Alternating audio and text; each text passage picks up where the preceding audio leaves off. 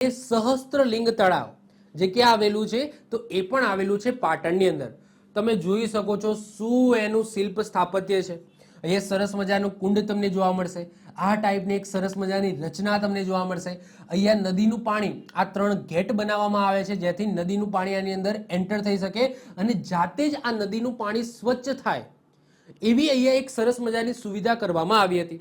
તો આ જે સહસ્ત્રલિંગ તળાવ છે, નામ છે સહસ્ત્રલિંગ અને આ સહસ્ત્રનો મતલબ થાય 1000, લિંગનો મતલબ થાય શિવલિંગ.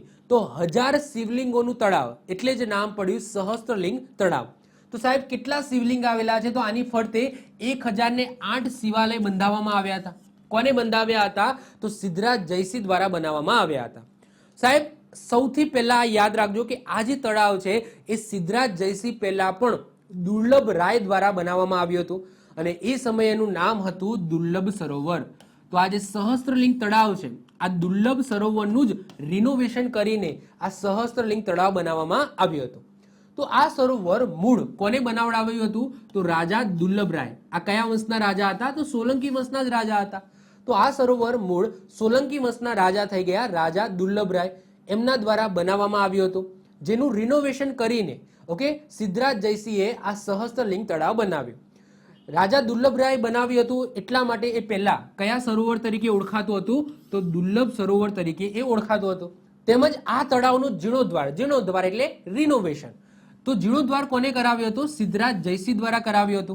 તેમના શાસન દરમિયાન ગુજરાતના જુદા જુદા ભાગોમાં ઘણા બધા કૃત્રિમ સરોવરો બંધાવવામાં આવ્યા હતા. તેમાંથી ટેકનોલોજી અને સૌંદર્યની દ્રષ્ટિએ આ તળાવ ખૂબ જ મહત્વનું છે, ખૂબ જ ચડિયાતો છે. આ જળાશયમાં દેવી દેવતાઓની સુશોભિત મૂર્તિઓ અને છતને આધારે અપાતા સ્તંભ પર 48 સ્તંભોની હારમાળાવાળા શિવ મંદિરોના અવશેષો પણ તમને અહીંયા જોવા મળશે.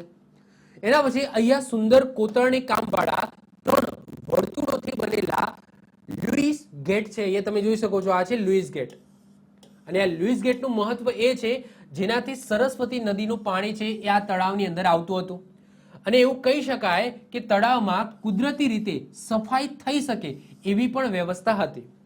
એના પછી જસમા ઓડન. હવે જસમા ઓડન અને જે સિદ્ધરાજ જયસિંહ છે તો એમની આખી દંતકથા છે જે તમને યુટ્યુબની અંદર તમે સર્ચ કરશો તો તમને મળી જશે. તો એ દંતકથામાંથી ક્વેશ્ચન નહીં પૂછાય પરંતુ નામ આપણે યાદ રાખીશું. તો જસમા ઓડનના અભિશાપથી હજારો વર્ષો પહેલા જળવિહીન બનેલા સહસ્ત્રલિંગ સરોવર, તો આ સહસ્ત્રલિંગ સરોવર છે એ જળવિહીન બની ગયું હતું. કેમ? કારણ કે સિદ્ધરાજ જયસિંહને કોને શ્રાપ આપ્યો હતો તો જસમા ઓડન દ્વારા શ્રાપ આપવામાં આવ્યો હતો અને એના પછી એનો શ્રાપમાંથી મુક્ત કોને કરાવ્યું હતું તો વણકર સમાજના વીર મેઘમાયા, જેમને પોતાના જીવનું બલિદાન આપીને ફરીથી એ શ્રાપમાંથી મુક્તિ મેળવીને આ જે સહસ્ત્રલિંગ સરોવર છે એને પાણીથી ભર્યા હતા. તો આ કથા છે, આ કથા તમને યુટ્યુબની અંદર તમે સર્ચ કરશો તો આ દંતકથા મળી જશે. તમે જોઈ શકો છો. અને એમની યાદમાં એટલે કે જસમા ઓડમ અને વણકર સમાજના જે વીર મેઘમાયા છે તો એમની યાદમાં આ બંનેની ડેરી પણ અહીંયા બનાવવામાં આવી છે. તો જસ્ટ 2 નામ યાદ રાખજો. જસમા ઓડન દ્વારા શ્રાપ આપવામાં આવ્યો હતો અને એ શ્રાપ કોને આપ્યો હતો તો સિદ્ધરાજ જયસિંહને આપ્યો હતો અને એના કારણે આ સિદ્ધરાજ જયસિંહ દ્વારા આ સહસ્ત્રલિંગ તળાવ બંધાવ્યું હતું તો તે પાણી વિહીન થઈ ગયું હતું, પાણી આવતું જ નહોતું. અને એના પછી કોને જીર્ણોદ્વાર તો નહીં કહેવાય પરંતુ એ શ્રાપમાંથી મુક્તિ કોને મેળવી હતી તો વણકર સમાજના વીર મેઘમાયા, તો એમને પોતાના જીવનું બલિદાન આપીને એ શ્રાપમાંથી મુક્તિ દૂર કર્યા હતા, એ શ્રાપ દૂર કર્યો હતો અને એના પછી આની અંદર પાણી છે એ છલોછલ ભરાયા હતા. ક્લિયર? અને એમની તમને ડેરી પણ જોવા મળશે. તો વીર મેઘમાયા અને સતી જસમા ઓડન, તો એમની ડેરીઓ પણ તમને સહસ્ત્રલિંગ તળાવના કિનારે જોવા મળશે.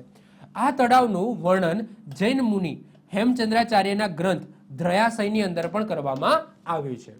આવી જ રીતના ઓછા સમયની અંદર મહત્વપૂર્ણ નોલેજ મેળવવા માટે અને મને સપોર્ટ કરવા માટે આજે જ આપણી યુટ્યુબ ચેનલ ટીચિંગ કિશન ક્લિપને સબસ્ક્રાઇબ કરો.